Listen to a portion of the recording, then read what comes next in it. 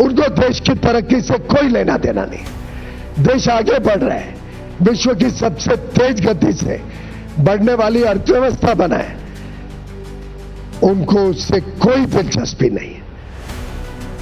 उनका बस चले तो जिस प्रकार से यूपीए के राज में, कांग्रेस के राज में 10 वर्षों में उन्होंने भारत की अर्थव्यवस्था को ध्वस्त कर दिया था।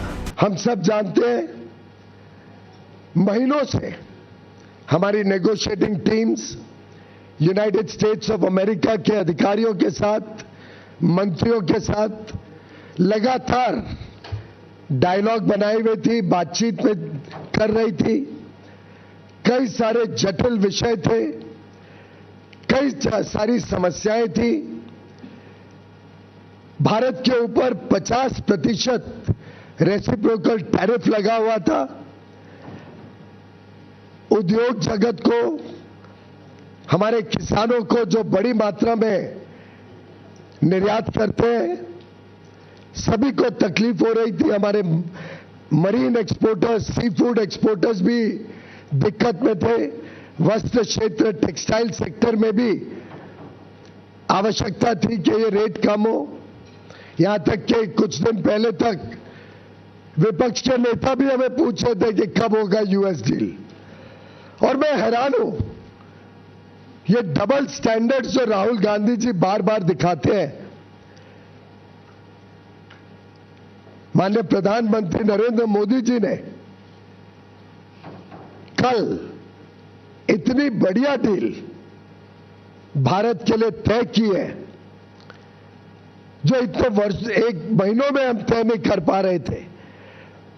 उन्होंने अपने मित्रता के आधार पर भारत के हितों को प्राथमिकता देते हुए और भारत की तेज गति से बढ़ती हुई अर्थव्यवस्था को विश्व के सामने जिस प्रकार से पेश किया है, उसके चलते भारत को यह बढ़िया डील माननीय प्रधानमंत्री जी के नेतृत्व में मिली है।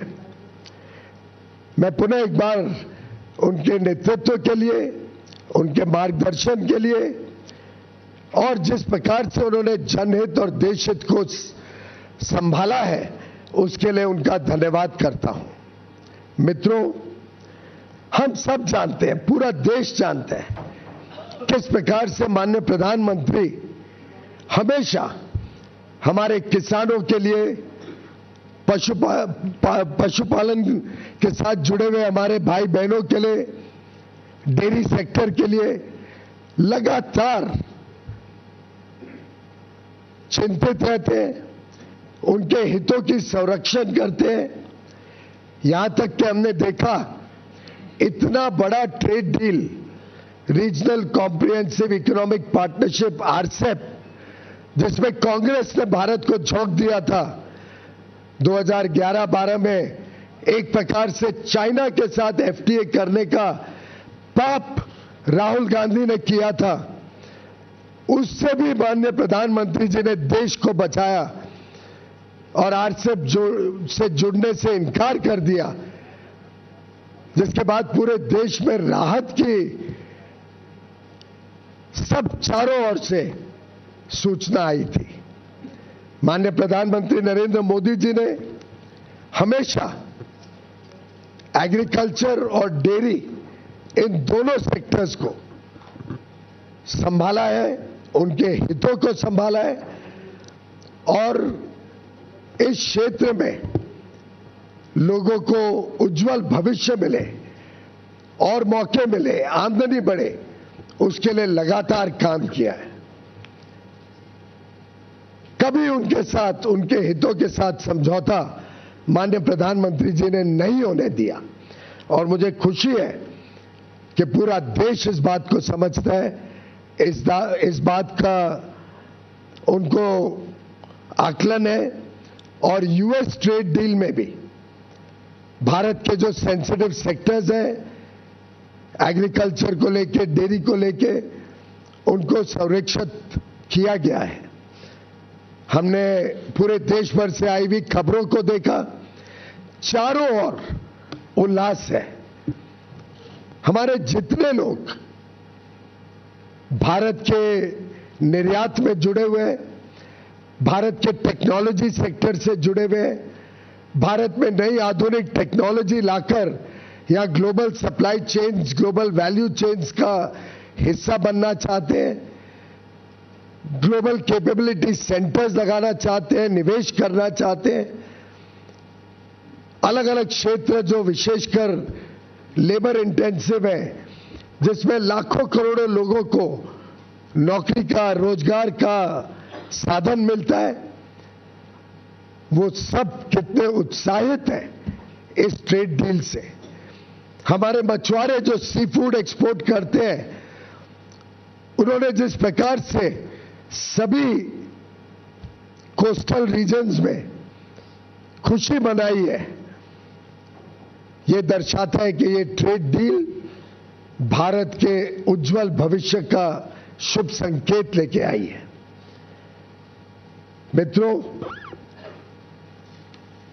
मैं मानता हूं कि इस ट्रेड डील से हमारे जो सूक्ष्म, लघु और मध्यम उद्योग है, एमएसएमई सेक्टर है, हमारे इंजीनियरिंग सेक्टर के सभी प्लेयर्स, चाहे ऑटो कंपोनेंट्स बनाते हो, एयरक्राफ्ट पार्ट्स बनाते हो, इंजीनियरिंग के अलग अलग प्रकार के सामान अमेरिका में बेचने का काम करते हो या भविष्य में करना चाहें, हमारे टेक्सटाइल क्षेत्र, हमारा जेम एंड ज्वेलरी सेक्टर, हमारा लेदर गुड सेक्टर, हमारा मरीन गुड सेक्टर, सभी को ढेर सारे अवसर, ढेर सारे मौके इस ट्रेड डील के माध्यम से मिलेंगे।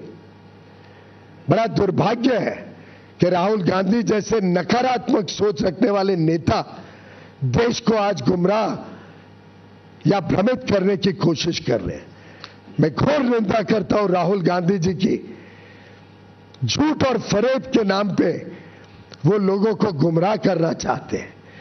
उनको देश की तरक्की से कोई लेना देना नहीं है। देश आगे बढ़ रहा है, विश्व की सबसे तेज गति से बढ़ने वाली अर्थव्यवस्था बना है, उनको उससे कोई दिलचस्पी नहीं है। उनका बस चले तो जिस प्रकार से यूपीए के राज में, कांग्रेस के राज में 10 वर्षों में उन्होंने भारत की अर्थव्यवस्था को ध्वस्त कर दिया था, फ्रेजाइल 5 इकोनॉमी बना दी, महंगाई से लोगों को परेशान कर दिया, विकास यात्रा ठप कर दी। उनका बस चलेगा तो भारत को फिर एक बार उसी प्रकार से देखना चाहेंगे। और मुझे नहीं लगता भारत का एक भी व्यक्ति, एक भी नागरिक उनके इस भ्रामक सोच के साथ अपने आप को जोड़ सकता है। राहुल गांधी जी एक नकारात्मक सोच के प्रतीक हैं और उनके साथ जुड़कर डीएमके पार्टी के नेता हो, तृणमूल के नेता हो, चाहे वो समाजवादी पार्टी के नेता हो, इन सभी ने शायद भारत के उज्जवल भविष्य, हमारे युवा युवतियों को जो नए अवसर मिल रहे हैं, जो हमारा उद्योग तेज गति से आगे प्रगति करने के लिए तट पर है, जो नए नए क्षेत्र, आर्टिफिशियल इंटेलिजेंस हो, सेमीकंडक्टर्स हो, क्रिटिकल मिनरल्स हो, नए नए अति आधुनिक जो क्षेत्र खुल रहे हैं, उसमें जो हमें यूनाइटेड स्टेट्स ऑफ अमेरिका से मदद मिल सकती है, जो वहां से हमें सामान मिल सकता है, high quality, high performance data centres Bharat में आ सकते हैं, लाखों करोड़ रुपए का जो निवेश हम भारत में आकर्षित करने में जुटे हुए हैं। राहुल गांधी जी को क्या मिर्ची लगती है? राहुल गांधी जी को देश की प्रगति से नफरत है? राहुल गांधी जी को हमारी बहनों से, हमारे युवा युवतियों से कोई नाराजगी है जो उनका उज्जवल भविष्य उनसे देखा नहीं जाता है? उन्होंने जवाब देना पड़ेगा देश की जनता को कि इस नकारात्मक सोच के पीछे वो क्या चाहते हैं। और मित्रों, मैं पूरी तरीके से निंदा करता हूं राहुल गांधी जी और उनके सभी पार्टी और मित्र पक्ष के नेताओं का, जो इस प्रकार की ओछी सोच, नकारात्मक सोच फैलाने का पाप कर रहे हैं। वो भारत का उज्जवल भविष्य नहीं चाहते। वो हर प्रकार से राजनीतिक अराजकता फैलाने की कोशिश करते हैं। पार्लियामेंट में आपने उनका रवैया देखा, उनका सोच पूरे देश ने देखा। वो हमारे आर्मी के जवानों पर कम विश्वास करते हैं, हमारे सेना के ऊपर प्रश्न चिन्ह उठाते हैं, हमारे उद्योग जगत के भविष्य को खराब करना चाहते हैं। मुझे लगता है अब समय आ गया है कि देश की जनता, राहुल गांधी जी हो, ममता बनर्जी जी हो, चाहे तृणमूल के अभिषेक बैनर्जी हो या तमिलनाडु के एमके स्टालिन, उदयनिधि स्टालिन, श्री बालू जी, श्री मारन जी, कानिमोझी जी, कम्युनिस्ट पार्टी के नेता, समाजवादी के अखिलेश यादव जी, देश की जनता इन सब नेताओं से माफी मांगेगी और उनको जवाबदेही ठहराएगी उनके इस नकारात्मक रवैये के लिए। वो जनहित के पूरी तरीके से खिलाफ है। वो देश की प्रगति, देश के उज्जवल भविष्य के खिलाफ है। अनाप शनाप आरोप लगा रहे हैं और जिस प्रकार के विषय उठा रहे हैं, एक नेता ने पूछा, अमेरिकी अध्यक्ष ने, अमेरिका के राष्ट्रपति ने पहले क्यों ट्वीट किया? अरे भाई, रेसिप्रोकल टैरिफ तो अमेरिका ने लगाया था, अमेरिका ने रेसिप्रोकल टैरिफ कम करना था। तो जब उनको टैरिफ कम करना है और 50 से सीधा 18% इतना कम हुआ, तो उसकी जानकारी तो उधर से ही आएगी। स्वाभाविक है कि उनको टैरिफ कम करना है तो उसकी जानकारी राष्ट्रपति माननीय डोनाल्ड ट्रंप जी देंगे। और इस मौके पे मैं माननीय राष्ट्रपति डोनाल्ड ट्रंप का भी धन्यवाद करना चाहता हूं, जिन्होंने प्रधानमंत्री नरेंद्र मोदी जी के मित्रता का सम्मान किया। उन्होंने माननीय प्रधानमंत्री नरेंद्र मोदी जी को विश्व का, हमारे स्पर्धा वाले देशों में सबसे अच्छा, बढ़िया ट्रेड डील दिया और आगे चल के भारत और अमेरिका के बीच संबंध और मजबूत हो और उज्जवल भविष्य दोनों देशों के लोगों का हम सुनिश्चित करें, उसकी शुभेच्छा दी। और मुझे पूरा विश्वास है कि ये जो ट्रेड डील की गई है, ये मात्र एक ट्रेड डील नहीं है, ये एक पड़ाव है भारत के उज्जवल भविष्य का। ये आगे आने वाले दिनों का शुभ संकेत है, जब भारत की अर्थव्यवस्था और तेजी से आगे बढ़ेगी। आज चारों ओर इसकी सराहना देखने को मिलती है। कल रात से ही जिस प्रकार से देश और विदेश में लोग इस डील की तारीफ कर रहे हैं, जिस प्रकार से चारों ओर लोग सेलिब्रेट कर रहे हैं भारत और यूनाइटेड स्टेट्स ऑफ अमेरिका के बीच ये डील,